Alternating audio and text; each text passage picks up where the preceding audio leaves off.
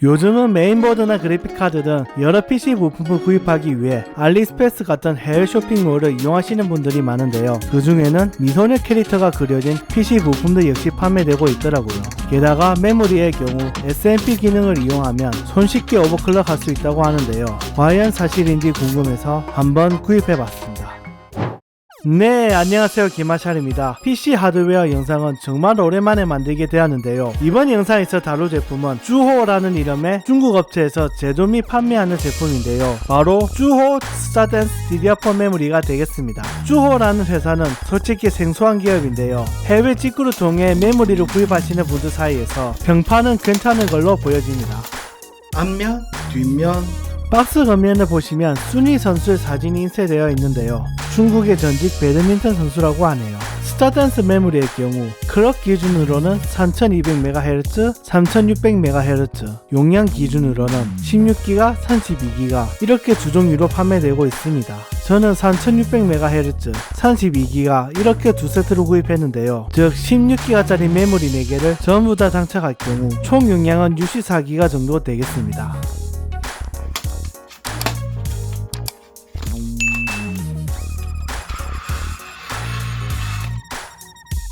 DDR4 메모리가 이렇게 포장되어 있는 모습을 보실 수가 있습니다.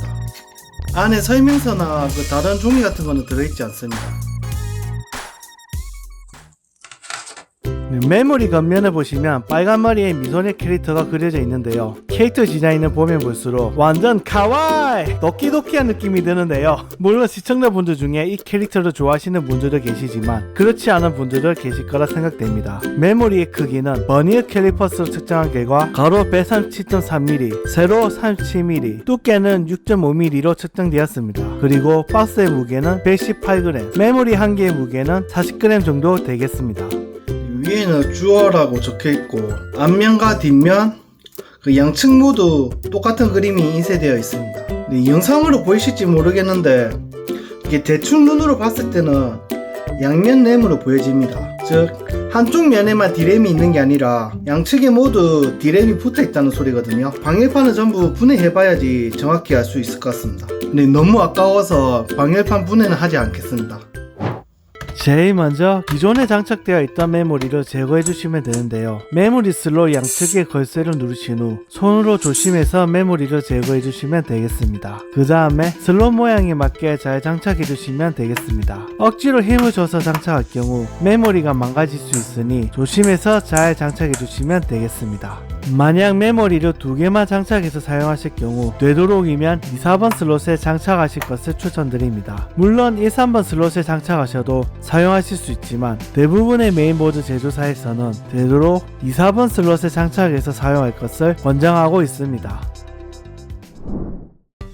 여러분 혹시 SMP라고 들어보셨는지요? 메모리를 오버클럭하기 위해서는 바이오스 메뉴에 들어간 후 여러 번 설정 값을 바꾸고 테스트하는 등 복잡하고 어려운 과정을 거쳐야 했었는데요. 하지만 SMP 값을 적용할 경우 손쉽게 메모리를 오버클럭 하실 수 있습니다. SMP는 Extreme Memory Profile의 약자로 인텔에서 만든 소화제, 아니 메모리 오버클럭 기술이 되겠습니다. SMP를 적용하는 방법은 굉장히 쉬운데요. PC 전원을 켜자마자 델리트 키를 여러 번 눌러주시면 바이오스 메뉴에 진입하실 수 있습니다. 여기서부터는 제가 사용하는 ASUS 메인보드를 기준으로 설명드리겠습니다. 바이오스 메뉴에 들어가시면 바로 DOCP라는 항목이 보일 텐데요. 인텔 CPU를 사용하시는 분들은 SMP라고 적혀 있을 겁니다. SMP 혹은 DOCP 항목을 누르시고 SMP 값을 선택하신 후 저장 및 종료 버튼을 누르시면 끝입니다. 혹은 어드밴스드 모드 AI 트위커 순으로 누르신 후 AI 오버클럭 튜너 옆에 콤보 박스를 누르시면 DOCP 혹은 SMP 항목이 나타나는 걸 보실 수 있습니다. DOCP 혹은 SMP를 선택한 후 저장 및 리셋 버튼 누르시면 끝입니다.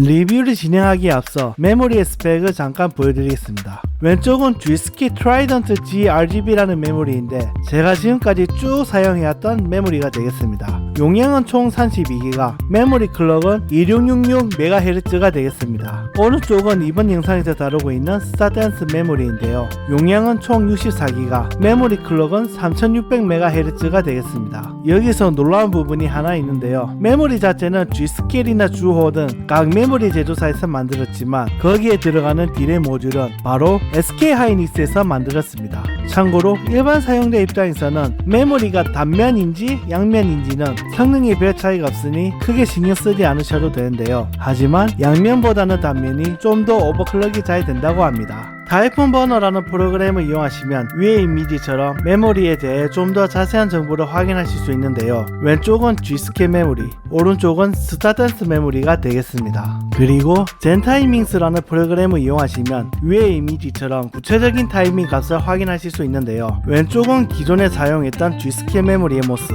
가운데는 스타댄스 메모리를 장착한 후 기본값 그대로의 모습, 마지막 오른쪽은 SMP 값을 적용한 모습이 되겠습니다. SMP 말고는 어떠한 오버클럭 값도 적용하지 않았습니다. 분명 스타댄스 메모리를 구입할 적에는 3600MHz라고 적혀 있었는데 막상 기본값 그대로 사용할 경우 메모리 클럭이 2400MHz로 작동하는데요. 오히려 SMP 값을 적용해야지 비로소 3600MHz로 작동하게 됩니다.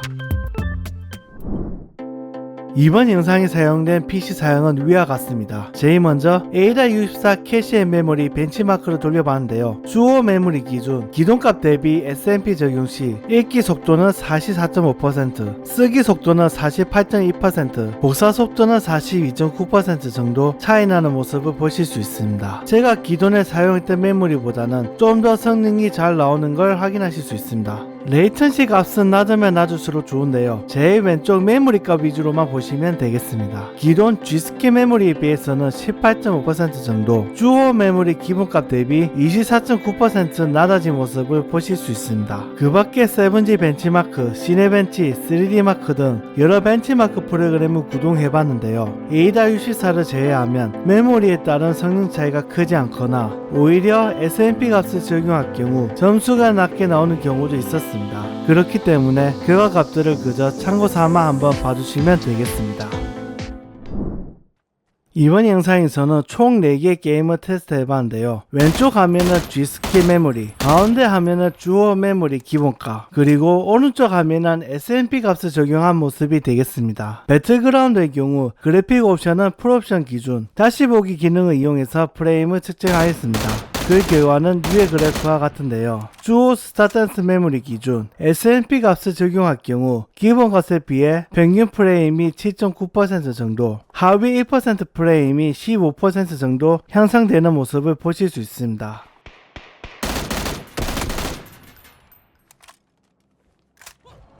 디아블로4 역시 모든 그래픽 옵션을 풀옵션으로 한 상태에서 게임 초반부 지역을 무작위로 돌아다니며 측정했는데요. 오히려 SMP를 적용했더니 프레임 값이 낮게 나왔더라고요. 다른 지역을 돌아다닐 경우 대부분 프레임 값이 비슷하게 나오는데 유독 바람 부는 오두막에 도착하니 60프레임대로 뚝 떨어지더라고요. 그래서 위의 그래프는 그저 참고로만 봐주시기 바랍니다.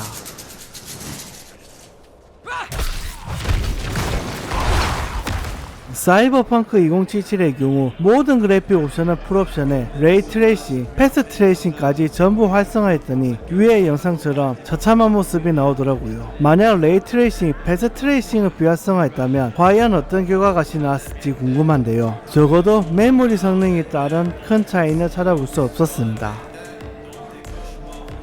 마지막으로 포르자 호라이즌 5가 되겠습니다. 주요 스타댄스 메모리 기준 SMP 값을 적용할 경우 기본값에 비해 평균 프레임은 2.2% 밖에 증가하지 않는데요. 하지만 하위 2% 프레임은 12.3% 증가하는 모습을 보실 수 있습니다. 게다가 끊김 횟수가 9배로 줄어드는 등 데이터상으로는 긍정적인 결과도 확인할 수 있었습니다. 여러분, 메모리 테스트 프로그램을 사용해 보신 적 있으신가요? 오버클럭 값 설정 후 정상적으로 작동하는지 확인하기 위해 테스트맨5라든지 EDHCI 같은 프로그램들이 사용되고 있는데요. 그뿐만 아니라 메모리의 이상 유무를 확인하는 용도로도 사용됩니다. 두 프로그램 모두 사용해 본 결과 아무 문제 없었습니다. 다만 테스트맨5는 검사 완료까지 약 1시간 43분 정도 소요된 반면 EDHCI의 경우 무려 21시간 28분 이나 소요되었습니다. 누가 보면 비트코인 책을 하는 줄 알 것 같은 생각이 들었습니다. 안타깝게도 주호 스타테스 메모리에는 온도 센서가 포함되어 있지 않은데요. 이러한 점 때문에 메모리 온도를 확인하기 위해 직접 열화상 카메라로 확인해봤습니다. SMP 값을 적용한 상태에서 윈도우 11 부팅 후 약 1시간 정도 아이들 상태를 방치할 경우 메모리 온도가 대략 34도에서 38도 정도로 측정되었습니다. 그리고 EGHCI를 약 1시간 정도 작동시킨 후 온도를 측정하면 대략 62도에서 65도 정도로 측정되었습니다. 참고로 측정 방식에 따라 메모리 온도 값은 다를 수 있습니다.